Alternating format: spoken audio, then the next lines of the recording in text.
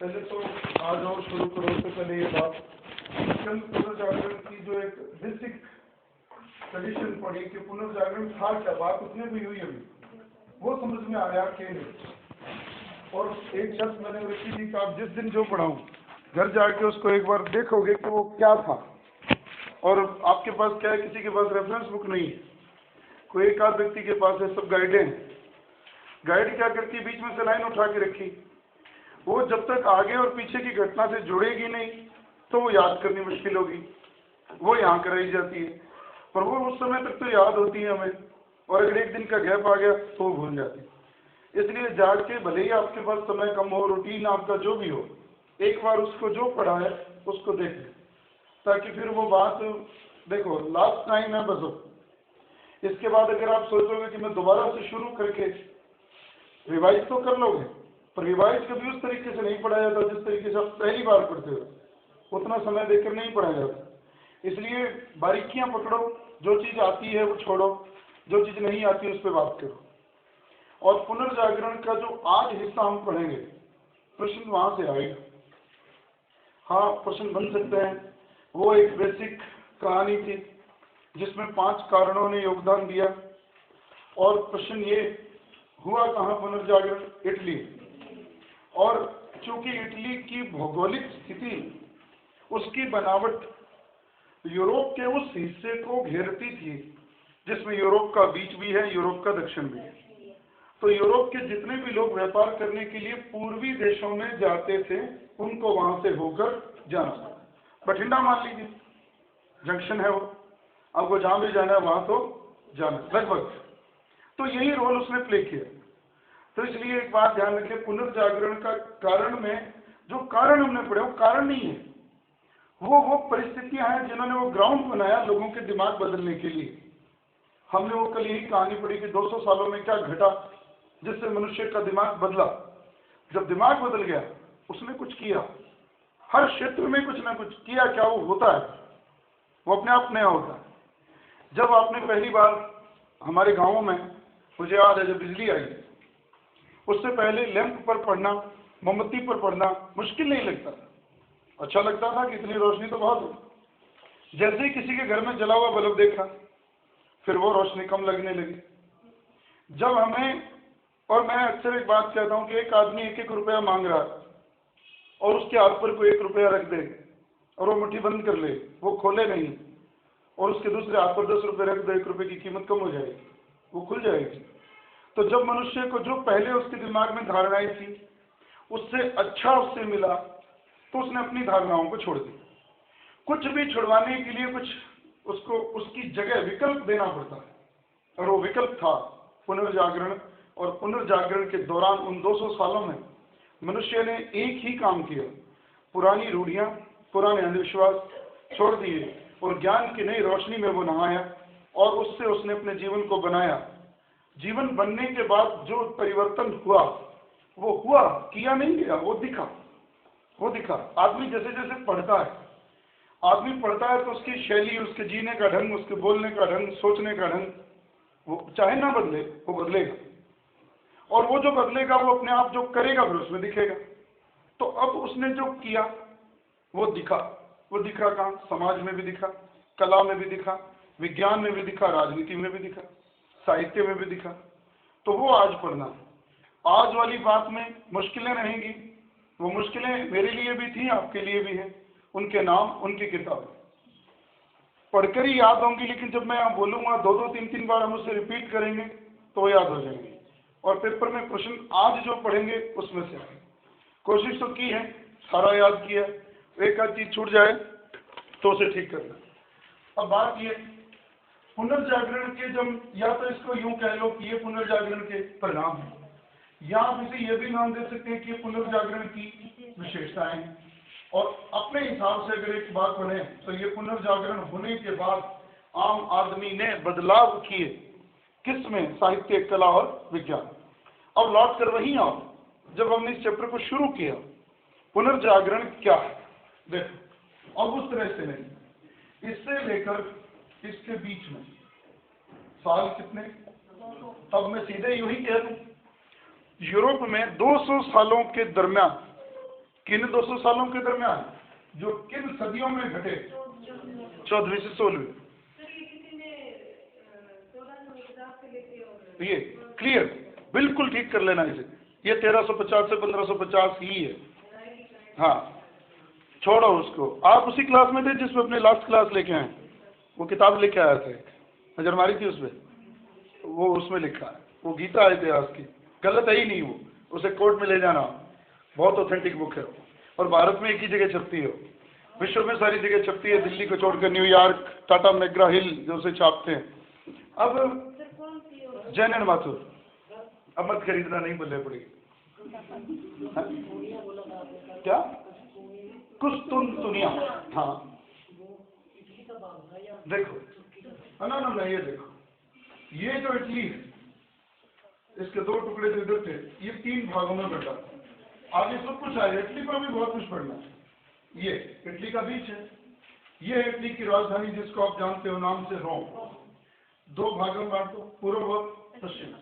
ये जो हिस्सा है ये कुस्तुनतुनिया कहलाता, मूल किसका प्रांत है? इटली का। जीत किसने लिया?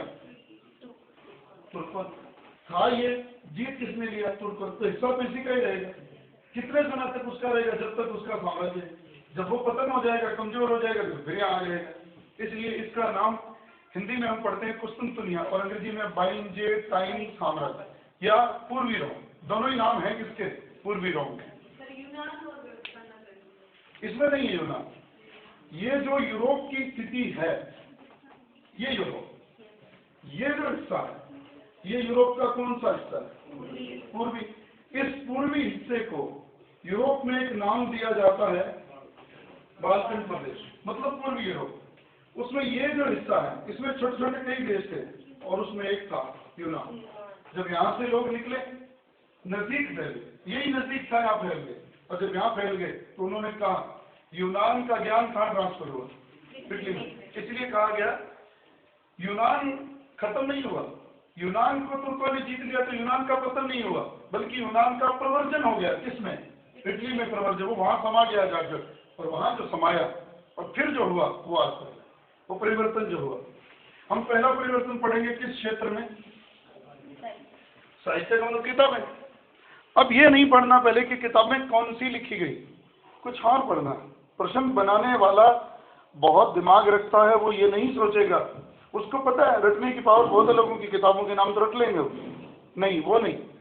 सवाल हर चीज का परिवर्तन जब पढ़ो तो साथ में ये भी पढ़ना कि इससे पहले जिसको आप परिवर्तन पढ़ रहे हो, जैसे मान लो साहित्य में, इससे पहले साहित्य कैसा था और इसके बाद साहित्य कैसा हो गया।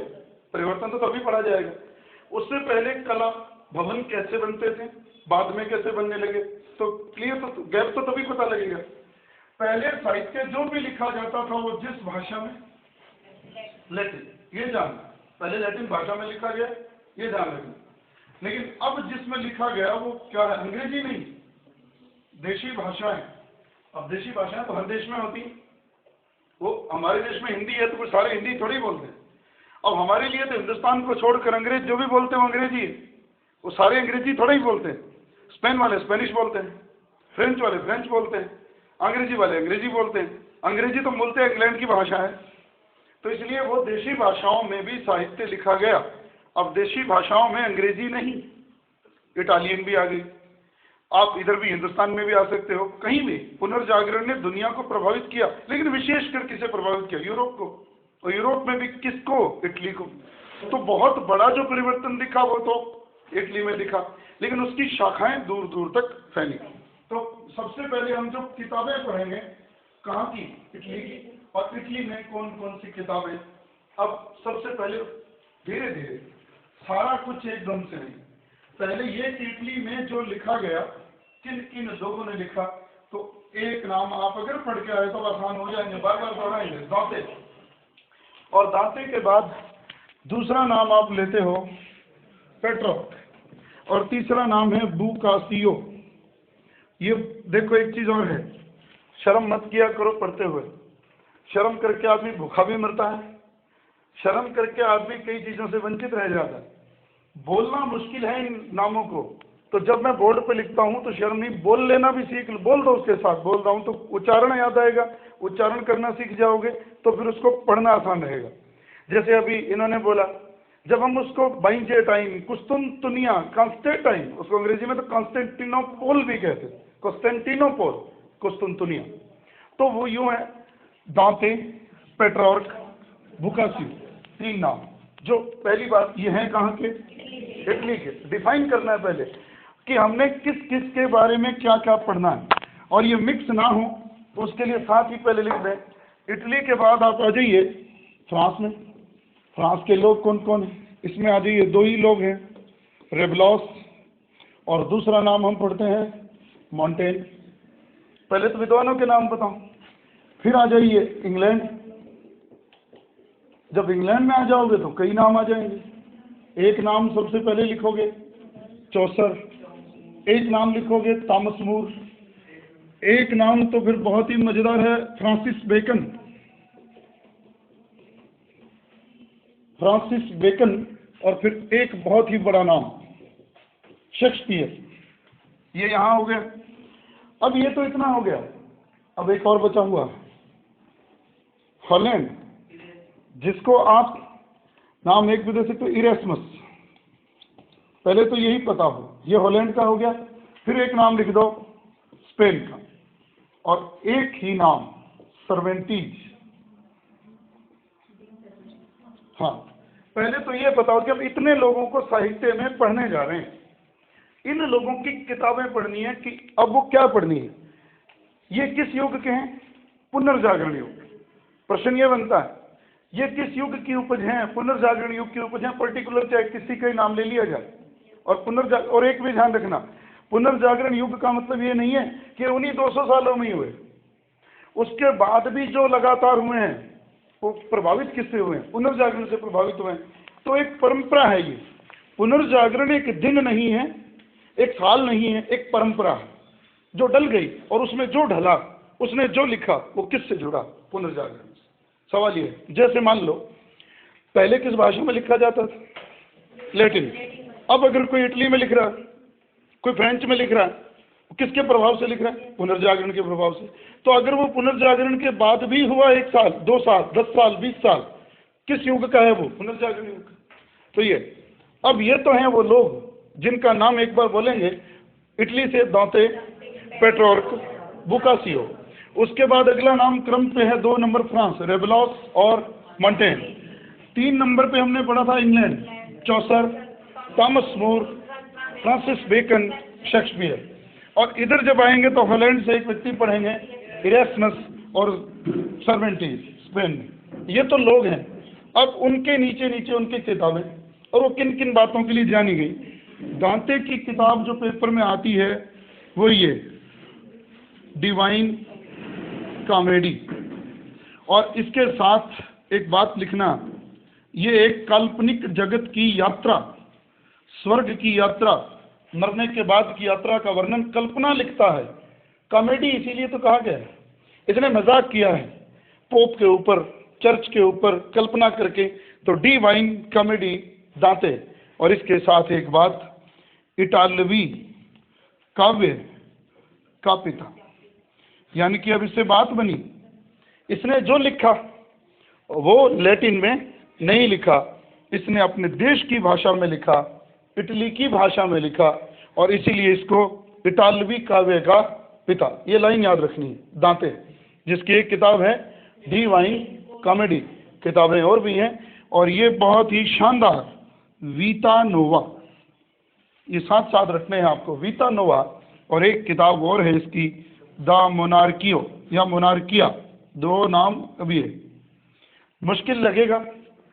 पहला ही टॉपिक ऐसा है, समझने में आसान है, पढ़ने में आसान है, जब यहाँ आ जाते हैं। और एक बात, कहीं भी दिमाग में ये नहीं रखना कि ये मेरे से नहीं होगा।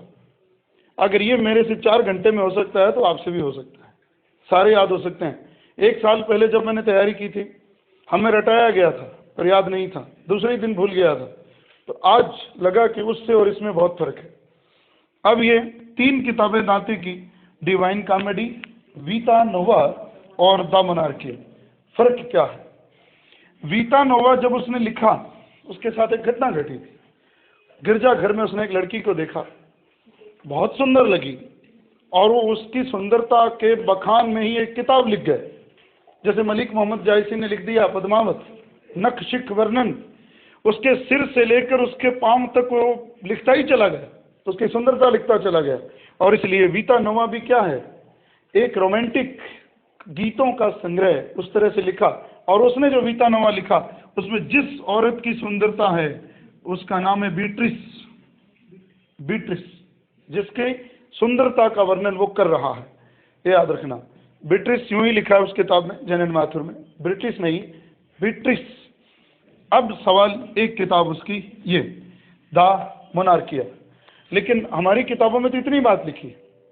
अब सवाल कुछ और। दांते पैदा हुआ कहाँ? फ्लोरेंस, इटली में। और इसके ऊपर एक गबन का आरोप लगा कि कुछ सरकारी पैसा आपने खा लिया। इसके ऊपर मुकदमा चला और इसको देश से, मतलब उसके नगर से निकलने का आदेश हुआ। और कहते हैं इतना महान लेखक लोगों के दरवाजों पर टुकड़े मांगता हुआ मर गया, गरीबी में जीवन जिया, पर जब वो मर गया, अक्सर यही हुआ हिंदुस्तान में, विदेशों में, जब कोई जीता था तब उसकी कदर नहीं हुई, जब वो मर गया तो उनकी रचनाओं को लोगों ने अमर कर दिया।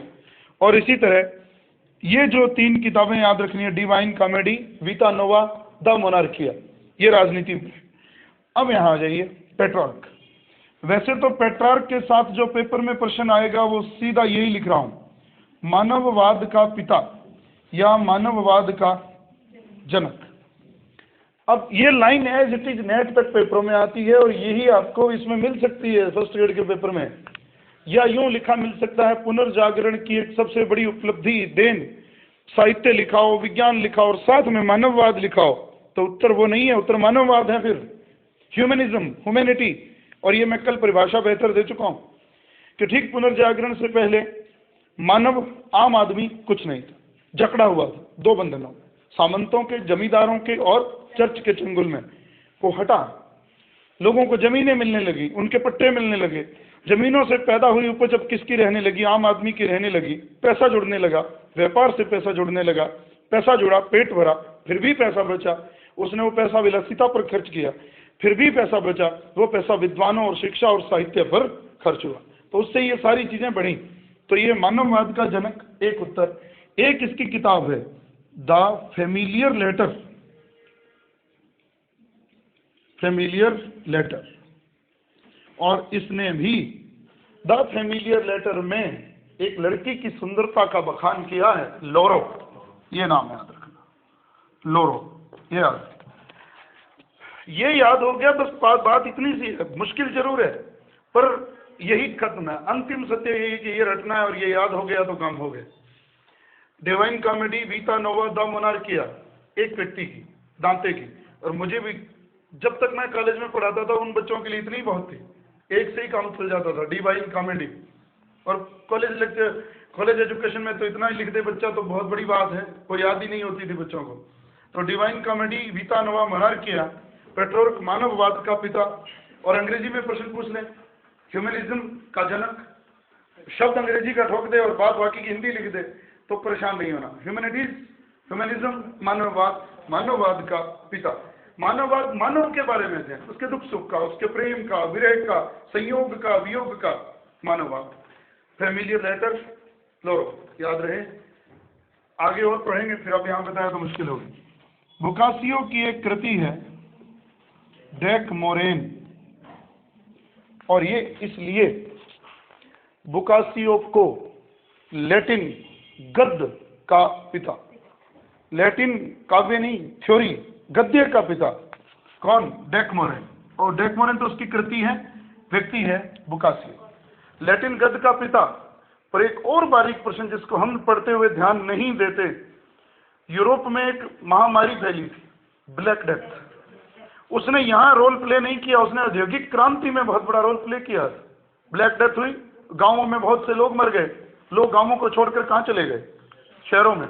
शहरों में भीड़ बढ़ गई, और जब भीड़ बढ़ती है तो सबसे सस्ता क्या होता है? मजदूरी। खाने की चीजें तो महंगी हो जाती, क्योंकि खाने वाले ज्यादा हो गए, आप मांग और आपूर्ति गड़बड़ाएगी तो आपूर्ति की चीजें महंगी हो जाएंगी। लेकिन जब वहां भीड़ चली जाएगी तो सबसे जो सस्ती चीज होगी वो मजदूरी होगी। और जब एक काम को करने के लिए पहले 100 रुपए खर्च करने पड़ते थे, अब 10 रुपए में वो काम हो रहा है, तो एक व्यापारी उत्साहित होता है, छोटी सी फैक्ट्री में भी क्यों ना लगा लूं, प्रोडक्शन आसान होगा, प्रोडक्शन सस्ता होगा, तो बचत किसे होगी, मेरे को होगी। तो औद्योगिक क्रांति में प्ले रोल किया किसने, ब्लैक डेथ ने। लेकिन जिस तरह से बंकिम चंद्र चटर्जी के आनंद मठ में सन्यासी विद्रोह का वर्णन है, उसी तरह से ये जो किताब है बोकासियो की डेकमोरेन, इसमें 15वीं 16वीं शताब्दी के मध्य जो आगे घटना घटी यूरोप में, ब्लैक डेथ, काली मृत्यु, एक महामारी थी, और उसका जिक्र उसने किया है डेकमोरेन में। और इस बोकासियो की एक और किताब है genealogy of the God, genealogy of the God, एक किताब जीनियोलॉजी ऑफ द गॉड।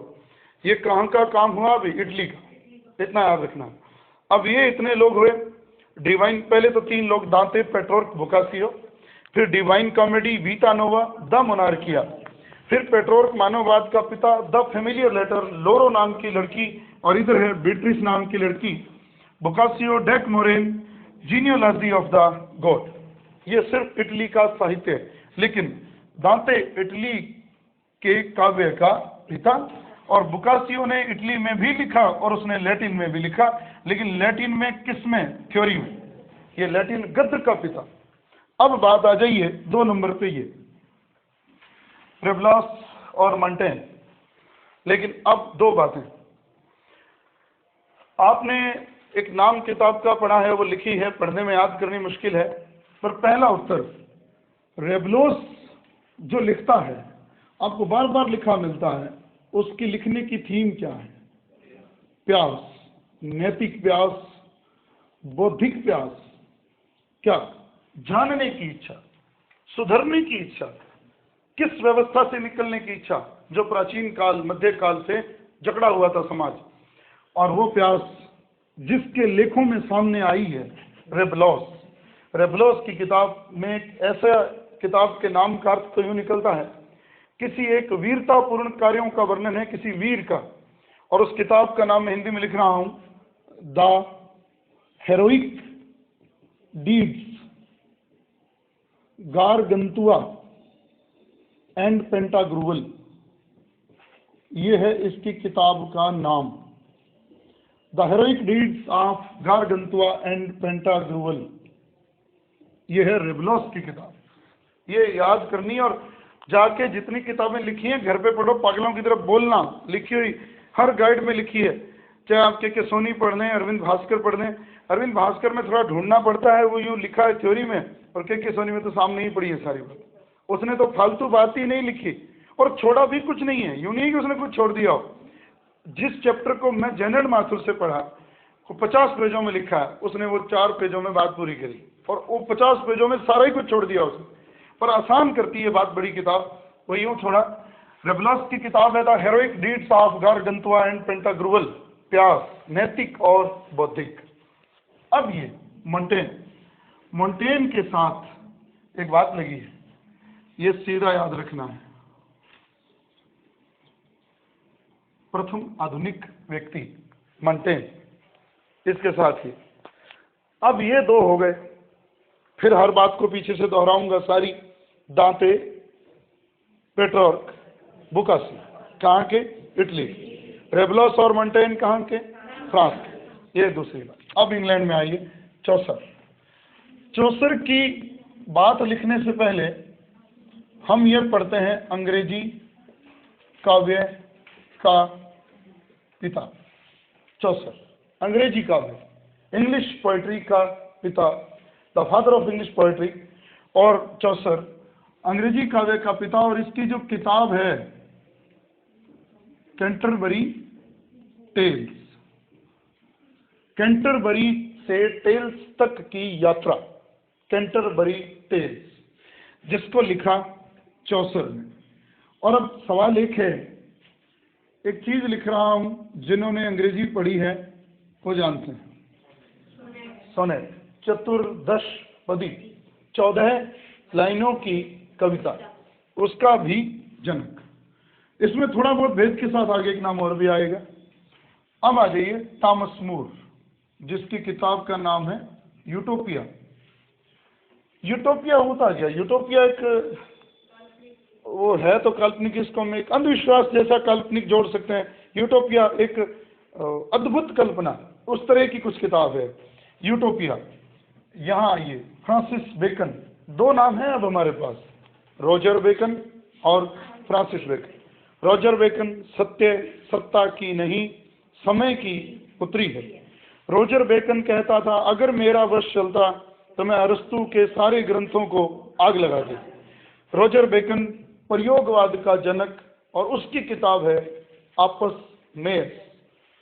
वो कहता था ज्ञान दो तरीकों से मिलता है, वाद विवाद से और तर्क से। वाद विवाद करने से सत्य तो हासिल नहीं होता, लेकिन बात खत्म हो जाती, उसके बाद उस पर बात करने को कुछ बचता नहीं है।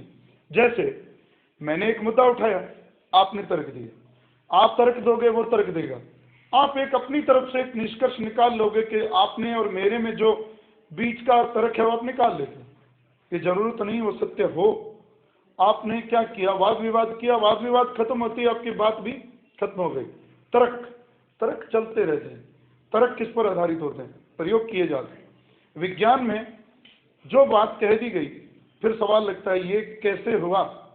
जब ये कैसे हुआ आपने बताया, उस पर तर्क किया गया, नहीं ये ऐसे नहीं हो सकता, ये ऐसे हो सकता है, तो उस पर भी और क्या होते चले जाएंगे? प्रयोग। तो वो कहता था सत्य को, ज्ञान को प्राप्त करने के दो तरीके हैं, वाद विवाद और दूसरा है प्रयोग, तर्क। और उसने कहा दोनों ही सूरतों में बेहतर क्या है? प्रयोग। इसलिए उसे प्रयोगवाद का जनक कहते हैं, रोजर बेकन, फ्रांसिस बेकन नहीं। और रोजर बेकन की किताब थी आपस मेयर्स, याद रखना। और फ्रांसिस बेकन की जो किताबें हैं, एक किताब का नाम है न्यू एटलांटिस और एक का नाम है द नोवम ऑर्गेनम। ये हो गई फ्रांसिस बेकन। और इसके आगे लिखोगे, वो तो है प्रयोगवाद का जनक, ये है आधुनिक विज्ञान का जनक।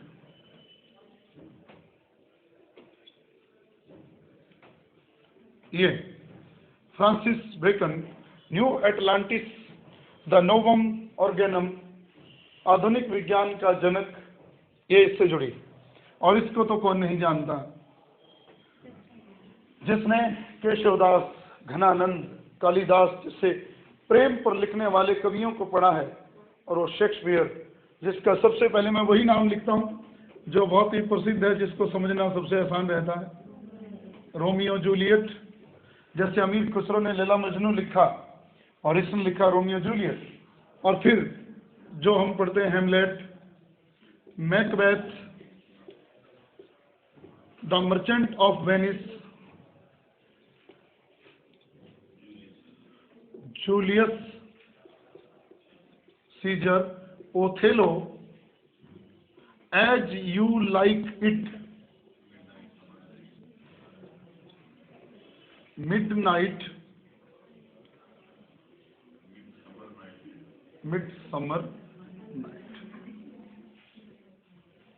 इसकी किताबें तो बहुत हैं, पर फिर भी ये दोबारा बोल दूं, Romeo Juliet, Hamlet, Macbeth, the Merchant of Venice, Julius Caesar, Othello और एज यू लाइक इट। ये है बात। और भी हैं किताबें, अभी भी इतनी नहीं है, बहुत कुछ लिखा उसने। पर ये पुनर्जागरण काल का वो वर्णन जहाँ आम आदमी के जीवन को पढ़ा ही नहीं जाता, तो आज ने प्रेम पे, वियोग पे, संयोग पे बहुत सी कविताएं लिखी, और वो आज भी वहाँ ही नहीं हमारे देशों में भी पढ़ी जाती हैं।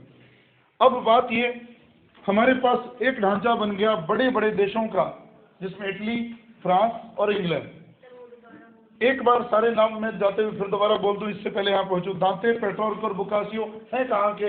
इटली के। रेबलॉस और मॉन्टेन कहाँ के? फ्रांस के। और Chaucer, Thomas More, Francis Bacon, Shakespeare कहाँ? इंग्लैंड के। पहले तो ये भेद ही पता हो। फिर Divine Comedy, Vita Nova, the Monarchia. फिर पेट्रोर्क, मानववाद का पिता, द फेमिलियर लेटर, लोरो नाम की महिला, इधर बीट्रिस नाम की महिला, Boccaccio, Decameron, genealogy of the god. और उसके बाद आए Rabelais, the heroic deeds of Gargantua and Pantagruel. प्यास, नैतिक और बौद्धिक। मोंटेन आधुनिक व्यक्ति। चौसर अंग्रेजी काव्य का पिता। कैंटरबरी टेल्स किताब सोनेट का जनक। Thomas More Utopia. Francis Bacon New Atlantis the Novum Organum आधुनिक विज्ञान का जनक। Shakespeare Romeo Juliet, Hamlet, Macbeth, the Merchant of Venice, Julius Caesar, Othello, as you like it और मिड समर नाइट। ये उसकी कुछ किताबें।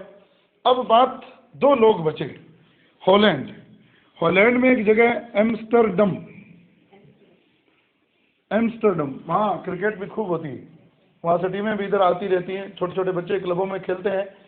एम्स्टर्डम में पैदा हुआ था इरेस्मस। पहले ये नहीं जानना इसने लिखा क्या, इसके बारे में ये जानना है कि इसने बहुत सारे विश्वविद्यालयों की यात्राएं की, बहुत सारे विश्वविद्यालयों में अध्ययन भी किया, इसलिए इसको इतना घूमने के कारण एक उपाधि मिल गई, विश्व नागरिक। पहले तो ये, और फिर इसने जो राजनीति देखी उस समय की, इसने जो धर्म देखा उस समय का, उस पर हंसा और इसने एक पुस्तक लिखी, in the praise of folly.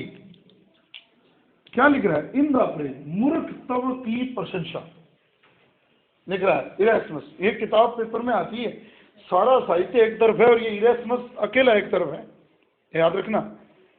और कई बार कंफ्यूजन होता है, मुझे हुआ, और अगर आपने धर्म सुधार आंदोलन भी पढ़ा है तो जहां कंफ्यूजन आज तक होता रहा जॉन वाइक्लिफ और इरेस्मस के मध्य, the morning star of reformation John Wycliffe और इरेस्मस, वहां भी पढ़ोगे आप।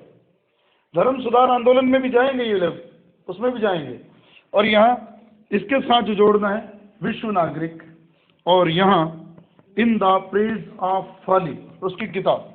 अब ये बचा सर्वेंटीज, जिसकी किताब है डॉन क्विक जोट। ये किताब, ये हुआ है सिर्फ और सिर्फ साहित्य। लेकिन यूं भी मत समझना साहित्य ये कैसा है, जब मैं आपको राजनीति पढ़ाऊंगा तो उसमें भी किताबें, तो वो भी तो लिटरेचर है और ये भी लिटरेचर है। लेकिन ये लिटरेचर क्या कर रहा है, इसने जो लिखा है वो अब आम जन जीवन पर लिखा है, जिस पर लिखना पहले मनाही थी। जिस समय चित्र बनते थे तो ईसा और मरियम के, जिस समय जो लिखा जाता था वो किसको आधार बनाकर, धर्म को आधार बनाकर, अब वो आधार बन गया आम आदमी, और विषय वस्तु हो गई प्रेम, वियोग, विछोह, मिलना, वो चीजें हो गई और उसमें सुंदरता आ गई। इसलिए देशी भाषाएं, विषय वस्तु भी बदल गई, आम आदमी हो गया, और भाषा भी बदल गई। लैटिन का जो कैद थी उससे आजाद हो गए और आम भाषाओं में लिखा जाने लगा। तो खत्म करने से पहले साहित्य वाली बात को, इटली दांते पेट्रोर्क बुकासियो, और फ्रांस में रेबलॉस और मोंटेन, इंग्लैंड में चौसर, थॉमस मूर, फ्रांसिस बेकन और शेक्सपियर, और हॉलैंड में इरेस्मस, और स्पेन में सर्वेंटीज, डॉन क्विक जोट। ये किताबें हैं सिर्फ लिटरेचर जो सिर्फ उस काल से प्रभावित होकर लिखा गया आम आदमी के जीवन पर। अब बात ये, जब ये गया साहित्य है तो फिर आती है कला। कला में क्या परिवर्तन हुआ, और उससे पहले जैसे जैसे किताब में लिखा है क्रम वही रखेंगे ताकि आपको पढ़ने में दिक्कत नहीं हो। छोटा सा चैप्टर, इसमें छोटी सी बात, इसमें क्या परिवर्तन हुआ राजनीति। इसलिए क्योंकि पेपर में प्रश्न आता है, ये आप एक नाम पढ़ते हो मैकियावेली, अभी इस पे नहीं, अभी एक फ्रांसीसी व्यक्ति ने कुछ लिखा है, राजनीति पर लिखा है, और उसका मूल ये है कि राजनीति पर धर्म हावी नहीं होना चाहिए। वही बात ये कह रहा है व्यक्ति, वही बात ये कह रहा है, दोनों यही कह रहे हैं। और फ्रांसीसी व्यक्ति का नाम था मार्सेगिलियो, और इसकी जो किताब है द डिफेंडर ऑफ पीस, मार्सेगिलियो, याद क्या रखोगे, ये किताब किस पर है, राजनीति। और मूल क्या कहता है, धर्म हावी नहीं होना चाहिए, किस पर, राजनीति। इरेस्मस बात, फ्रांसीसी मार्सेगिलियो, द डिफेंडर ऑफ पीस।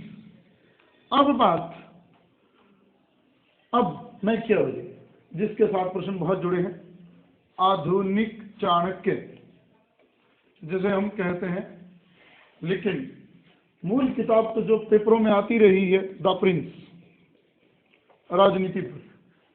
जिस तरह से कौटिल्य ने अर्थशास्त्र लिखा है किस पर, राजनीति पर, उस तरह से राजनीति पर यह किताब मील का पत्थर साबित हुई। उन दिनों में लिखी गई जहां राजनीति किसका शिकार थी, चर्च का, पादरियों का। वो धर्म सुधार आंदोलन में पढ़ेंगे।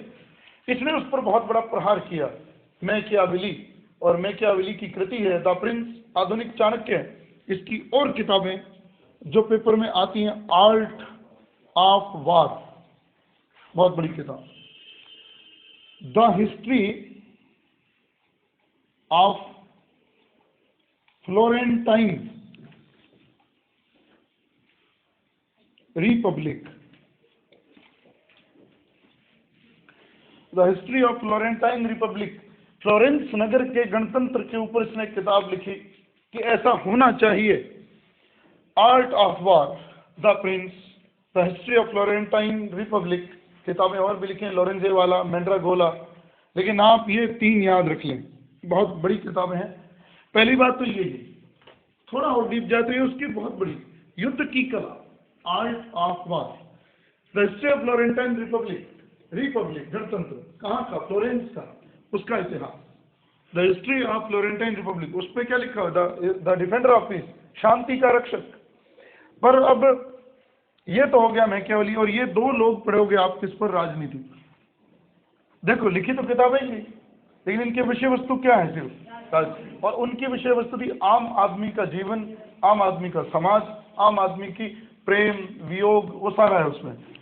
अब आइए जहां से प्रश्न आज तक बनते आए हैं, बहुत ही बड़ा रुचिपूर्ण टॉपिक। 2 नाम सामने आते हैं जब चित्रकला की बात करते हैं, लियोनार्डो दा विंची और माइकल एंजेलो। लेकिन वो तो हो गया, लेकिन शुरुआत वहां से नहीं। इटालियन चित्रकला का जनक, या चित्रकला का जनक, पुनर्जागरण काल का जो व्यक्ति ये है, जिएटो, वे याद रखें। बहुत ही शानदार नाम, जिसने चित्रकला को, पुनर्जागरण कालीन चित्रकला को शुरू किया और चित्रकला को चर्च की कैद से बाहर किया। देखो यहाँ एक चीज और समझ लेना, चित्र अब भी यूं नहीं कि ईसा और मरियम के चित्र बनने बंद हो गए, ये नहीं हुआ। और अक्सर आप अगर इस चैप्टर को पढ़ के आए तो एक बात आपको बार बार समझ में आएगी, किसी ने कौन से गिरजाघर की दीवारों पर चित्र बनाए, किसी ने कौन से गिरजाघर की छतों पर चित्र बनाए। तो गिरजाघर में जो भी चित्र बनेंगे वो तो धर्म से संबंधित बनेंगे, लेकिन धर्म से संबंधित चित्र तो बन गए, चित्रों के बनाने के ढंग बदल गए।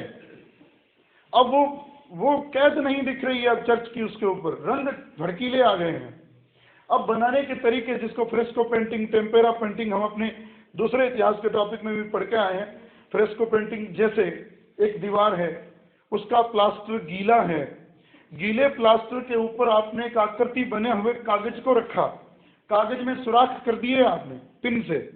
कागज के सुराख करने के बाद कोई भी काले रंग के कोयले की राख आपने कागज के ऊपर मल दी और फिर कागज हटा लिया, वो बिंदियां बन गई, उसमें एक आकृति बन गई, और उन्हीं आकृति में आपने रंग भर दिए और वो दीवार पर बन गया। गीले प्लास्टर में रंग भरे, जैसे ही प्लास्टर सूख जाएगा वो हो जाएगा फ्रेस्को पेंटिंग।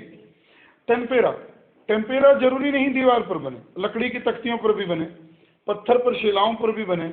उसमें क्या है, दीवार अगर खुरदरी है तो उसकी सतह को पहले चिकना बनाया जाएगा घिस कर या प्लास्टर करके, उसमें फिर आकृति कुरेदी जाएगी उसी तरीके से, और उसमें फिर जो रंग भरे जाएंगे वो रंग पक्के किए जाएंगे, और वो रंग जो पक्के किए जाएंगे वो क्या रहेंगे, जैसा उसमें अंडे की लुगदी, चूना, कुछ ऐसी चीजें जिसमें रंग को पक्का बनाया जाएगा, और जब रंग पक्का हो जाएगा उस पर कर दिया जाएगा, उसकी चमक भी होगी और वो लंबे समय तक रहेगा। लियोनार्डो दा विंची के और बनाए हुए जो चित्र थे वो समय के साथ खराब हो गए, छतों से पानी टपकने लगा, चर्च में अक्सर प्रार्थनाएं होती, कैंडलें जलती, लोग कैंडलें हाथ में लेके, धुआं निकलता, चित्र खराब हो गए, क्योंकि उसके जो रंग थे वो खनिज रंग थे। खनिज रंग से मतलब आप गाँवों में देखते हो चूना जो दीवार पे करते हो, क्या खनिज रंग है, मिट्टी है पीली, खनिज रंग है, चमक नहीं है। आज जो जिनका प्रयोग वो कौन से, ऑयली पेंट है, तैलीय चित्र हैं जिसमें चमक है और वो मिटते नहीं है। तब शुरू में उन चित्रों का प्रयोग में उन रंगों का प्रयोग नहीं होता था, इसीलिए वो रंग जल्दी धूमिल हो गए। इसलिए जब वो बने थे शायद उस समय उनकी सुंदरता देखते ही बनती थी, बहुत शानदार थी। इसलिए चित्रकारी का जनक था, इटली की चित्रकारी का जनक जिएटो। पहले नाम ही लिख दो, जिएटो के बाद एक नाम है फ्रांजिल्को, उसके बाद अभी रुकिए, अभी एक और नाम है माशिशियो। माशिशियो के बाद एक नाम और है लियोनार्डो दा विंची। विंची का रहने वाला था इसलिए इसका नाम पड़ा लियोनार्डो दा विंची।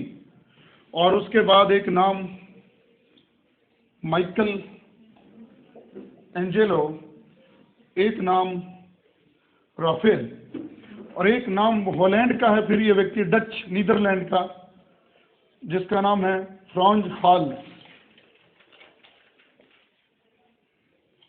इतने लोग हमें पढ़ने हैं जो चित्रकारी से जुड़े हुए हैं।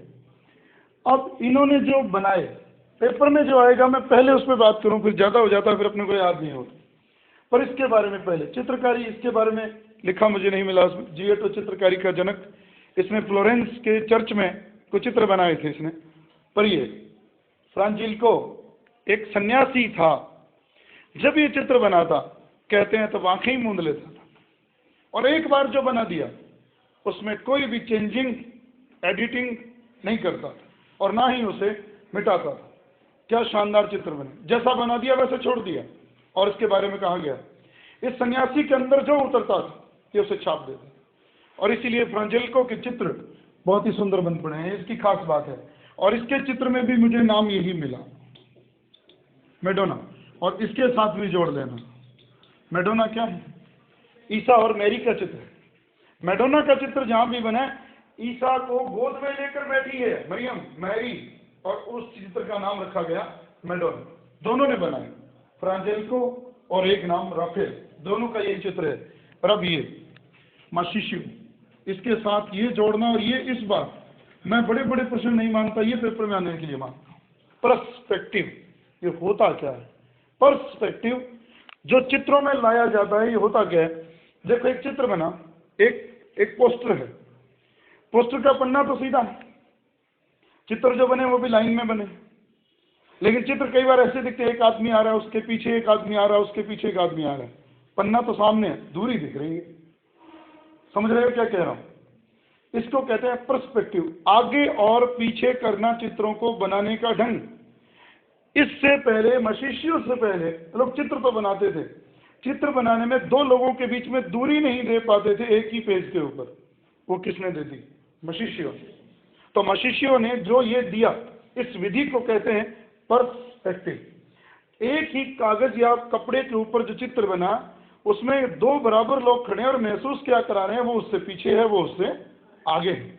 जैसे कभी आप और देखना, आज तो बहुत आसान हो गया, 3D आ गया है मार्केट में, इसलिए मुश्किल नहीं होती समझने में। कोई चित्र बनता है, ऊपर कुछ पक्षी उड़ते हुए दिखाते हैं, कुछ पेड़ पौधे ऐसे दिखते हैं जैसे ठीक ये आदमी जहां बैठा है उसके पास, कुछ पेड़ पौधे ऐसे दिखा दिए जाते हैं जैसे दूर लाइन में दिख रहे हैं, होते हैं ना। ये चीजें पर्सपेक्टिव।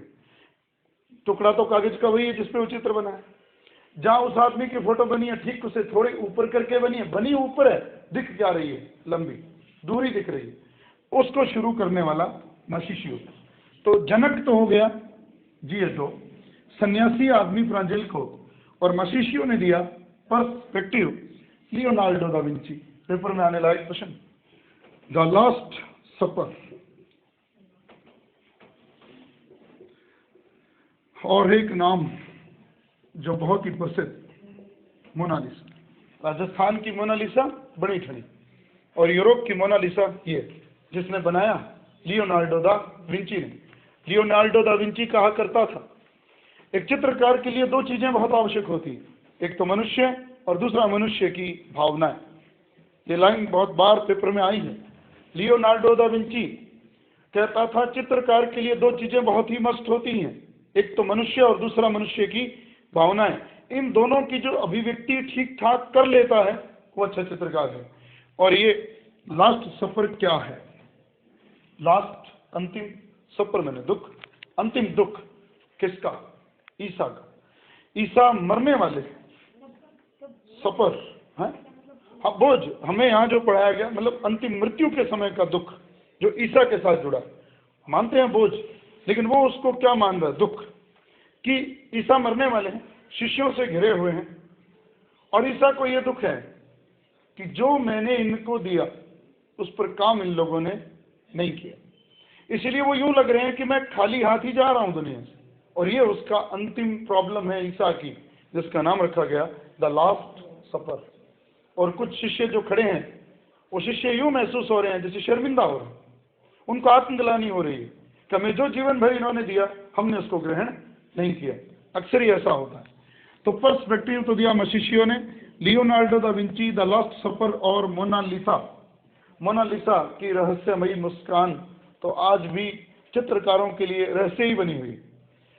कुछ नहीं, 3 फुट की वो एक आकृति है जो हमें किताबों में तो इतनी सी मिलती है, वो जो बनी थी तो 3 फुट की थी। और मूल ये, इसके बारे में कहानी भी है, ये पेरिस के लूब्रे संग्रहालय में है और ये 1911 में चोरी हो गई। चोरी की एक किसने, नेपोलियन ने कभी इटली को जीता था। देखो पढ़ी कहाँ है, पेरिस के लूब्रे संग्रहालय। और लूब्रे संग्रहालय में चली गई, कौन ले गया, नेपोलियन ले गया। और इटली के एक व्यक्ति ने क्या किया, उसको वहां से संग्रहालय से चुराया। 2 साल बाद 1913 में सकुशल सुरक्षित उसे वापस लौटा दिया। कहा क्या, एक दिन नेपोलियन इसे छीन कर ले गया था और मैंने इसे आपसे छीन कर उसका बदला ले लिया, पर मैंने इसको रखा नहीं, लौटा दिया। इसलिए मोनालिसा जो कृति है वो लियोनार्डो दा विंची की है, और उसकी 2 कृतियां, द लास्ट सफर ईसा का है, मोनालिसा एक कृति है जो एक सुंदर सी युवती, सामान्य सी युवती, कोई आभूषण नहीं, कुछ नहीं, और वो ना तो हंस रही है ना चुप है, बीच की सी स्थिति है, रहस्यमयी मुस्कान, जो पेरिस के लूब्रे संग्रहालय में थी। चोरी हुई 11 में, 13 में वापस लौटाई गई। इटली के व्यक्ति ने चोरी की, अपनी उस हार का बदला लिया और फिर वापस लौटा दी गई। तो ये उसके साथ जुड़ी बात। अब माइकल एंजेलो, इसका भी शब्द वही, लास्ट जजमेंट, वो लास्ट सफर, ये लास्ट जजमेंट।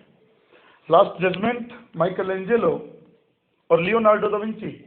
अगर प्रश्न ये भी ना है, प्रश्न आ जाए कौन एक पुनर्जागरण काल की विभूति, अपने समय की कलाकार, इंजीनियर, चित्रकार, स्थापत्य का सब कुछ था, लियोनार्डो दा विंची। ये याद रखना, उसने रोम का गिरजाघर, सेंट पीटर का गिरजाघर भी बनाया, किसके साथ मिलकर, राफेल के साथ मिलकर। इसने गिरजाघरों की दीवारों पर चित्र भी बनाए, किसके साथ मिलकर, राफेल के साथ मिलकर। तो अपने समय का चित्रकार भी है, अपने समय का स्थापत्यकार भी है, सब कुछ है, और इन्होंने बहुत कुछ बनाया। अब ये लास्ट जजमेंट इसकी और राफेल की मैडोना, ये लोग तो सारे कहाँ के हैं, इटली के। ये इतने लोग नाम याद रखना, फ्रांजेल्को, मशीशियो, Leonardo da Vinci, Michelangelo, Raphael, Madonna और जिएटो जो जनक है। और एक बात हम आज, मैं फिर कह रहा हूँ, आज इस क्लास में जिस टॉपिक पे हम बात कर रहे हैं, प्रश्न इसी में से आ जाएगा, जो यहाँ लिखा गया उसी में से ही आ जाएगा। याद रख लेना, थोड़े नाम ज़्यादा हैं, आज ही जाकर इसी पे काम करना, घंटा 1.5 घंटा लगाना, कुछ तो आप याद करके आए हो, बेहतर रिस्पॉन्स है, और थोड़ी बहुत और प्रयास करोगे तो वो याद हो जाएंगे। अब ये फ्रांज हॉल, इसका जो चित्र है लाफिंग कैवेलरी, इसको आप यूँ समझिए, लाफिंग मैंने हंसना, कैवेलरी होती है सेना की टुकड़ी, कैवेलरी, कुछ सैनिक हैं वो हंस रहे हैं, ये नहीं पता वो अपनी किस कामयाबी पे हंस रहे हैं, किस चीज पे हंस रहे हैं, हंसते हुए सैनिकों का चित्र, फ्रांज हॉल। अब ये तो हुई चित्रकला, और अक्सर बहुत से चित्र गिरजाघरों में भी बने, उसी में ही बने। अब बात ये, थोड़े से चित्र, थोड़ी सी बात पहले इस पे कर लें, और फिर हम बात करेंगे मूर्ति कला पर। अब धीरे धीरे सिमटता जा रहा है चैप्टर, बड़ी बातें नहीं है, थोड़ी थोड़ी बातें हैं, ज़्यादा नहीं। अब बात ये, जब आप स्थापत्य कला को पढ़ें तो ये नहीं जान लें किसने क्या बनाया, जो जानना है वो ये, पुनर्जागरण से पहले जो स्थापत्य कला प्रचलित थी वो क्या थी। पहले मैं एक भवन बनाता हूँ और आपको हॉलीवुड की मूवियों में कुछ वो मिलते भी हैं। देखें, नुकीले घर या नुकीले टावर, जिनको नाम दिया गया जंगली शैली, या एक नाम दिया गया गोथिक शैली। इस तरह के कुछ घर जो उस समय बने, बाद में अब जिसका प्रयोग होने लगा, परिवर्तन पड़ना है, बना क्या वो नहीं है महत्वपूर्ण। तो इससे पहले जो शैली प्रचलित थी, नुकीले भवन, नुकीले टावर, ऊंचे निर्माण, जिनको नाम दिया गया हिंदी में जंगली शैली और जिनको कहा गया गोथिक शैली। और अब जो परिवर्तन आया, मेहराब। याद रहे, एक प्रश्न शायद लास्ट क्लास में आप में से जो लोग थे, मैंने वहां भी कहा था, फिर कह रहा हूँ, कुछ प्रश्न बना रहा हूँ जीके के लिए, फर्स्ट ग्रेड के लिए, बहुत ही हाई फाई प्रश्न है वो। आप सब जानते हो जो मेरी क्लास में वो वीके अग्निहोत्री की किताब ही है, जो टॉपिक उसमें है उसमें से बात उठाइए। और उसमें एक प्रश्न आया, मुगलों की स्थापत्य कला से संबंधित बात कीजिए, कुछ कथनों पर ध्यान दीजिए। और मैंने वहां बात की, वो कह रहे कि मुगलों की स्थापत्य कला में निरंतरता होना, क्योंकि उन्होंने उसे बनाया नहीं है, वो नया नहीं है, वो तो पहले ही प्रचलित है वहां। किस रूप में? दिल्ली सल्तनत के रूप में। तो अगर प्रश्न पूछा जाए, मेहराब भारत में लेकर कौन? मुगल नहीं आए, दिल्ली सल्तनत के लोग ही ले आए, और ये परिवर्तन का सूचक थी, और यहां भी परिवर्तन का सूचक थी। ये बंद हो गए, अब ये हो गया कमरा, और उसके दरवाजों में अब ये मेहराब हो गई, गोलाई लिए हुए, आर्कस जैसे कहते हो। तो ये जो कला है, इसका जनक कौन है? ब्रुनेलेस्की। पहले तो ये नाम ब्रुनेलेस्की नाम याद रखना है, जिसने ये बनाया, ये याद रखना। और एक नाम यही आता है, माइकल एंजेलो ने किसके साथ मिलकर?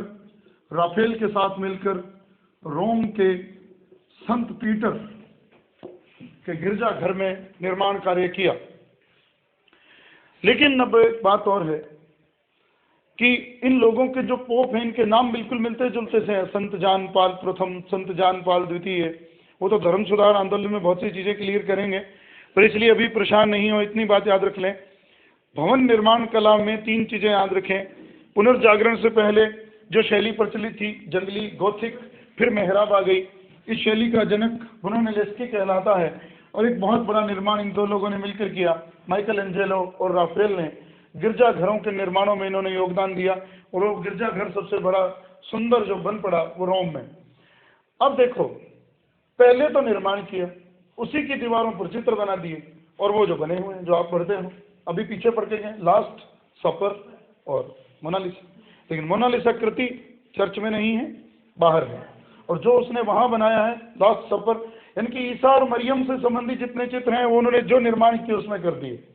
और अब जहां बात बची, यहां से इस बार प्रश्न आने के चांस तो नहीं, पिछली बार आया, जो पिछली बार आया पहले उस पर बात करूं।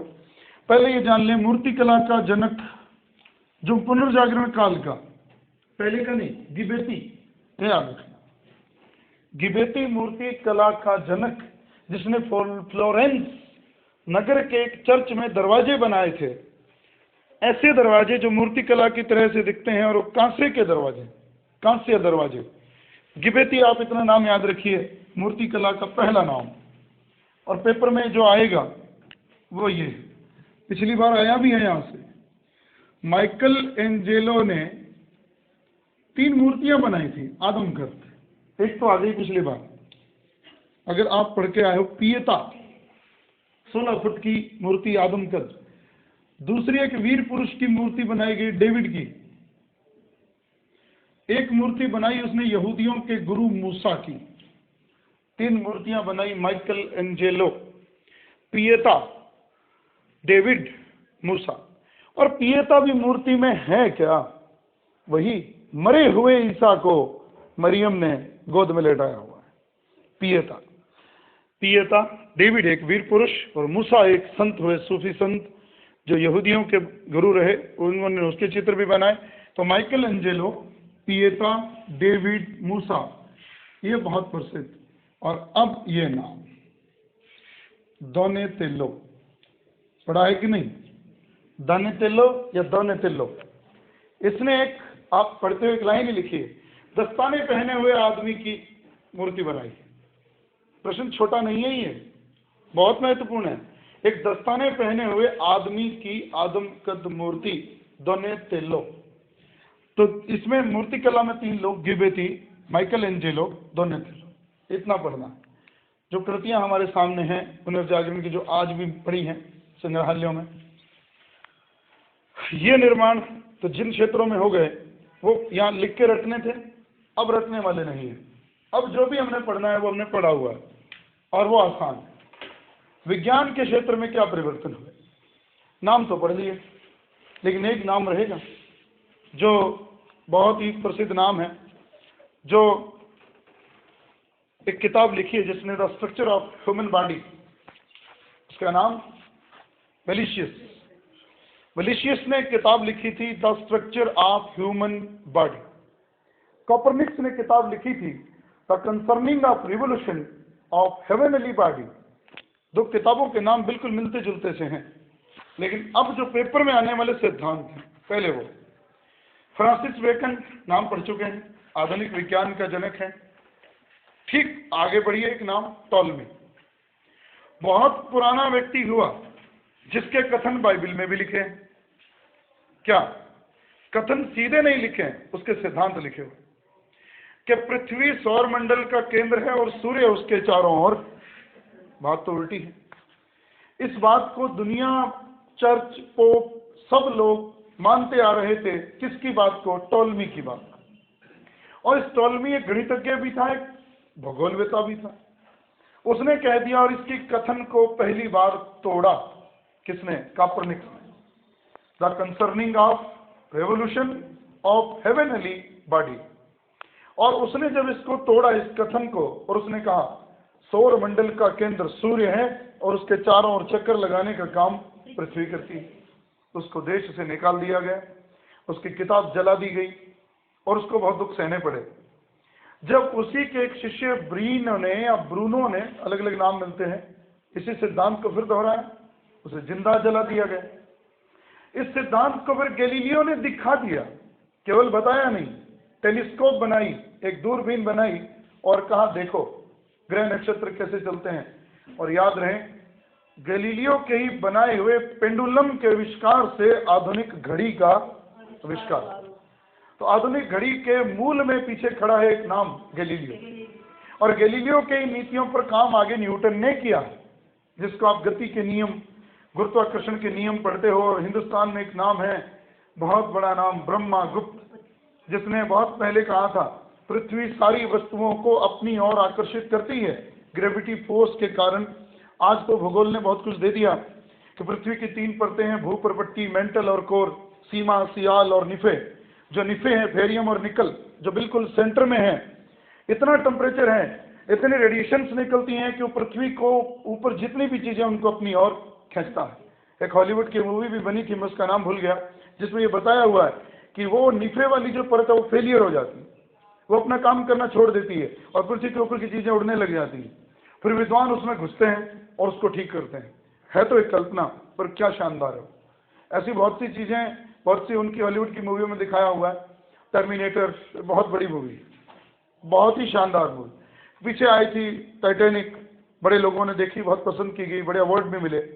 बहादुरीपूर्ण कार्यों का जितना शानदार वर्णन उन फिल्मों में होता है, उतना हमारे यहाँ नहीं होता। हमारे यहाँ तो विषय वस्तु एक ही है, मिलना, बिछड़ना, मारना है, मर जाना। 4-3 से ज्यादा विषय वस्तु ही नहीं है। आप देखना, थीम यही है। देखने जाते हो, नाम बड़े बड़े हैं, काम वही बात खत्म हो जाती। गदर मूवी आई, सारा कहानी खड़ी है पाकिस्तान और हिंदुस्तान, घंटा भर फिल्म चलती नहीं, कहानी मुड़ के कहीं और ही चली जाती। पर ठीक है, वो वही परोसते हैं जो लोग चाहते हैं, क्योंकि उनको हमें इतिहास नहीं पढ़ाना है, उनको पैसा कमाना है। और देखो, आज तक इतिहास में किसी ने बाजीराव प्रथम का नाम नहीं याद किया होगा, हिस्ट्री वालों ने भी नहीं किया। जब उसके साथ मस्तानी का नाम जुड़ गया तो वो चर्चित हो गया। और वो कोई बड़ा कैरेक्टर नहीं है, बड़ा कैरेक्टर बॉलीवुड के निर्देशकों ने बना दिया। छत्रसाल ने गिफ्ट की थी एक दासी, ऐसी हजारों दासियां इतिहास में बन पड़ी हैं। अनारकली पे फिल्म चल गई, इतिहास में नाम ही नहीं। तो बाजीराव मस्तानी नाम तो बना, करेक्टर तो था, पर ठीक है, वो हमारा उद्देश्य वहाँ कुछ और हो जाता। तो ये एक ढांचा था। और विज्ञान पे एक अगला नाम, ये 4 नाम याद रखने, फ्रांसिस बेकन, टॉलमी, कोपरनिकस, ब्रीन और एक नाम गैलीलियो, और फिर एक नाम न्यूटन। न्यूटन भी पुनर्जागरण काल का ही है, 14वीं और 15वीं शताब्दी। और इसने जो दिया, किन के सिद्धांतों को प्रूव किया? गैलीलियो के। और गति के 3 नियम, वो नहीं। उसने भी क्या कहा? पृथ्वी सारी चीजों को अपनी ओर खींचती है। और फिर बड़े बड़े काम उस पर हुए। लेकिन अब पुनर्जागरण काल में विज्ञान हुआ, और कुछ छोटे मोटे तथ्य एक बार रिपीट कर दिए जाएं तो आपको थोड़ा ज्यादा समझ में आ जाएगी बात। हमने सबसे पहले बात करी थी किस पे? साहित्य पे। Italy, France, England, Holland, Spain. Italy में दांते, डिवाइन कॉमेडी, वीता नोवा, द मोनार्किया। अब आप अपनी कॉपियां बंद रखें, कोशिश करें, मैं भूल जाऊं तो मुझे ठीक कर दें, आप ही की तरह। दूसरी बात, पेट्रोर्क, मानववाद का पिता, मानववाद का लोरो।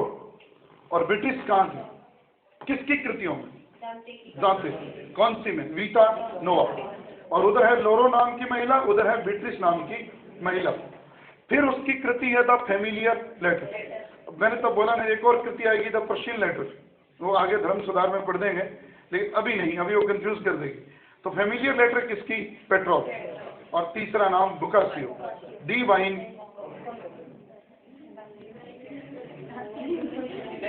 डेक मोरेन, स्कूल वाली बात मत करो, डेक मोरेन। और एक है जीनियोलॉजी ऑफ द गॉड्स। बस मैं कहता हूँ ये मुश्किल उल्टा आसान है, जहाँ सिर्फ किताब का नाम ही रखना है। तो मुश्किल एक बार लगता है, वो मुश्किल तो फिर अभी शुरू ही किया है, आगे मुश्किल नहीं है। पुनर्जागरण लगता है मुश्किल, आगे तो कहानियां हैं सुंदर सुंदर। Italy, France, Germany. तो खैर ये हुई बात इटली से। फ्रांस में रेबलॉस और मॉन्टेन। रेबलॉस की किताब heroic deeds of Gargantua and पेंटाग्रुअल। और मॉन्टेन कहा गया? आधुनिक व्यक्ति। फिर चले आगे बढ़े इंग्लैंड पे।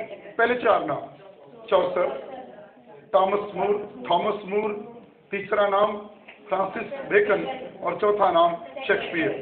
पहली कृतियां कैंटरबरी टेल्स, सोनेट का जन्मदाता और इंग्लिश काव्य का पिता। दूसरा नाम यूटोपिया, किसकी? थॉमस मूर की।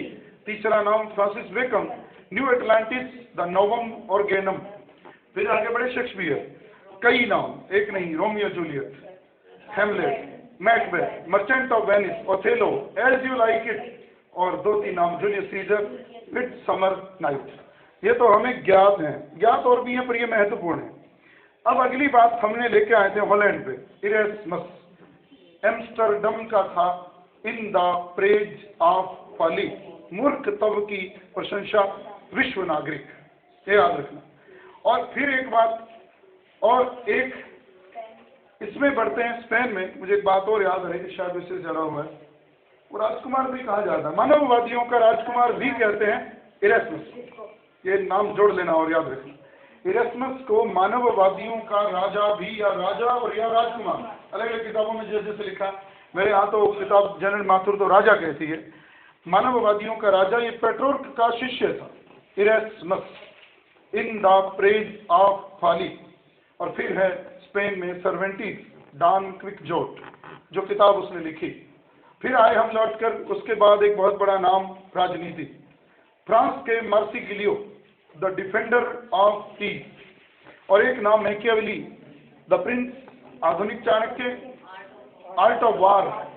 और एक और नाम, the history of Florentine Republic. 2 नाम और भी आते हैं, लोरेंजो वाला, मेंड्रागोला, लेकिन ये 3 याद रखना। और वो कहता था आर्ट ऑफ वार, तो कहता है एक राजनेता वो हो सकता है तो झूठ बोलना सीख जाए, जो कहे वो करके ना दिखाए, वही राजनीतिक है। ये मैकियावेली के शब्द हैं। और फिर मैकियावेली जो कहता है, और फिर वो किताब लिखता है, आर्ट ऑफ वार। ये युद्ध की कला है, जिसमें एक राजनीतिज्ञ जीता है, जो जितना ज्यादा झूठ बोलता है वो उतना ही ज्यादा सफल होता है। तो मैकियावेली ने राजनीति और धर्म का, दोनों ही अलग विषय हैं, इनको जोड़ कहाँ रहे हो, इसलिए वो आधुनिक चाणक्य है। और उसकी मूल जो किताब प्रसिद्ध रही, जो रही द प्रिंस। अब अगले व्यक्ति का नाम जो जिसमें आएगा, चित्रकला। चित्रकला में हमने सबसे पहले नाम लिया था जिएटो, जिएटो के बाद फ्रांजिल्को, फ्रांजिल्को के बाद मशीशियो, और मशीशियो के बाद लियोनार्डो दा विंची, और लियोनार्डो दा विंची के बाद राफेल, और राफेल के बाद हॉलैंड का फ्रांज हाल। इनकी कृतियों में एक सन्यासी फ्रांजिल्को, जो बना दिया वो मिटाया नहीं। पर्सपेक्टिव, आगे और पीछे मशीशियो। लियोनार्डो दा विंची क्या, लॉस्ट सपर, मोनालिसा, लास्ट जजमेंट किसकी, माइकल एंजेलो, और उसके बाद राफेल भी मैडोना, फ्रांजिल्को जो पीछे रह गया वो भी मैडोना, और फिर एक बात और बड़ी आगे, Franz hall the laughing cavalry, सैनिकों की टुकड़ी हंसते हुए। और फिर एक बात और अब आगे बढ़ाएं, चित्रकला के बाद स्थापत्य कला, गोथिक शैली हट गई, मेहराबदार आ गई, जंगली शैली हट गई, पुनर्जागरण काल की स्थापत्य कला आ गई। और उन स्थापत्य कला में नुकीले मेहराब नहीं थे, गोल मेहराब थे, और इसका जन्मदाता था ब्रूनेलेस्की, और इसको शिखर तक पहुंचाने वाले वही लोग, लियोनार्डो दा विंची, राफेल। ये स्थापत्यकार भी रहे, इंजीनियर जिसे कहते हैं, लेखक भी रहे, चित्रकार भी रहे, बहुत कुछ लिखा। जैसे उसकी बनावट में अब हमने दो ही नाम पढ़े हैं अभी तो, द वर्जिन ऑफ रॉक्स, वो भी किसकी है, लियोनार्डो दा विंची की है। जो चर्च में वर्जिन ऑफ रॉक्स, एक पत्थर की एक बनाया हुआ गुंबद सा, वो भी उसी ने बनाया। तो याद रखें, डॉम ऑफ रॉक कहाँ है, डॉम ऑफ रॉक यरूशलेम, एक चट्टान का बना हुआ गुंबद चर्च का, डॉम ऑफ रॉक। याद हो, इसकी हमने तुलना फिरोज शाह तुगलक की किसी कला से करी थी, जो फिरोज शाह कोटला में बना था, डॉम ऑफ रॉक जैसा। तो वो दोबारा देखना, जाके चेक करना उसे। अब आगे आते हैं वापस लौटकर, चित्रकला के बाद अब जो हमारे पास बचा विज्ञान। विज्ञान में तो कई नाम लिए थे हमने, वो मूर्तिकला। मूर्तिकला में सबसे पहला नाम गिबेती, गिबेती, कांसे के दरवाजे, और एक बात पिएटा डेविड मूसा, किसने बनाई, माइकल एंजेलो। और इसके बाद वो व्यक्ति फिर लौट आते हैं, लियोनार्डो दा विंची, ये लोग भी इसमें जुड़े हुए हैं। यहाँ आती है वर्जिन ऑफ रॉक्स, वो यहाँ पढ़ा जाता है जो उसने बनाया। अब है विज्ञान, टॉलमी, फ्रांसिस बेकन, कोपरनिकस, ब्रीन, और ब्रीन के बाद गैलीलियो और न्यूटन, जिसमें दो किताबें लिखी हैं, हमने नाम पढ़े हैं। एक तो है वेलिशियस, जिसने नाम नीदरलैंड का था, उसने किताब लिखी थी the structure of human body. Helmont नाम के व्यक्ति ने कार्बन डाइऑक्साइड की खोज की, हेलमोंट, कार्बन डाइऑक्साइड की खोज। और एक नाम the concerning of revolution, the concerning revolutions of heavenly body, Copernicus. ये किताब है। ये हमारे पुनर्जागरण का ढांचा परिणाम समेत था। कल 2 दिन में क्लास नहीं होगी पूरी, कल धर्म सुधार आंदोलन एक ही क्लास है। और फिर कहूं, अगर आप पढ़ते हो घर पे तो आपको क्या पढ़ना, वो बाकी मैं समझा दूंगा, वो मुश्किल नहीं है। कारण मत पढ़ना, वो मैं पढ़ा दूंगा, आसान है वो। प्रोटेस्टेंट मार्टिन लूथर को भी मत पढ़ना, पेपर में नहीं आता। पेपर में जो आएगा ज्विंगली, काल्विन, ह्यूगोनॉट क्या ये प्रेस्बिटेरियन कौन है, उसके बाद जो है ना वो पढ़ना। अन्य प्रोटेस्टेंट का मतलब तो प्रतिरोध होता है, कोई धर्म नहीं होता। प्रोटेस्टेंट किस व्यक्ति ने किया वो पढ़ना। ज्विंगली, विड्रिक ज्विंगली, काल्विन, ये नाम पढ़ना। स्विट्जरलैंड वाले लोग क्या कहलाते थे, फ्रांस वाले क्या कहलाते थे, पेपर में ये आएगा। मुश्किल पार्ट वो है, बाकी तो कुछ भी नहीं। बाकी तो आपने पुनर्जागरण को समझ लिया ना, तो धर्म सुधार समझ लिया। थोड़ी सी दिशा बदलनी और चीज वही, पिक्चर वही। जब आप उसके कारण पढ़ोगे वही आएंगे। पुनर्जागरण होना धर्म सुधार की नींव था। दूसरी बात, पुनर्जागरण में शिक्षा का विस्तार, पुनर्जागरण में विज्ञान का विकास, पुनर्जागरण में अर्थव्यवस्था का विकास, चित्रकला का विकास, वो सारी नींव बन गई किसकी। अब ढांचा देखो, पुनर्जागरण को तो मैं समग्र पढ़ा, बड़ी पिक्चर बनाई। धर्म सुधार आंदोलन एक पिक्चर बनेगी। सुधार किसमें, चर्च में, बाकी खत्म, पादरियों में, पोप में, सिर्फ उसमें एक ही दिशा में चलना है। और वो दिशा में 4-5 लोग, John Wycliffe, John Hus, John Savonarola, Erasmus, King Martin Luther, Friedrich Zwingli, बड़े नाम पर एक बार। जब लौट कर चैप्टर खत्म होने वाला होता है तो एक चीज और पढ़ना, ट्रेंट काउंसिल, पेपर बहुत बड़ी है, 18 साल तक चलने वाली ट्रेंट काउंसिल, 1545 से 1563। और वो क्या है, वो क्यों कह रहा हूँ, वो कल बात पता लगेगी। एक तो था ईसाई धर्म के विरोध में मत, वो था ईसाई धर्म को ही ठीक करना ताकि ये मत खड़े ना हो। जैसे हम पढ़ते हैं भक्ति आंदोलन हुआ, भक्ति आंदोलन मूल क्या हुआ, लोगों के खिलाफ तो वही हुआ सूफी के, लेकिन अपने धर्म को भी ठीक करना उसकी एक शर्त थी। उसकी कमियां जब तक ठीक नहीं होंगी लोग मुड़कर अपने धर्म में नहीं आएंगे। तो वहां ट्रेंट काउंसिल आज जाके देखना, ये जो बातें ज्विंगली, काल्विन, इन लोगों के जो नाम लिए हैं इनको पढ़ के आना, बाकी कुछ मत पढ़ना, वो मुश्किल नहीं है, वो यहाँ हो जाएगा।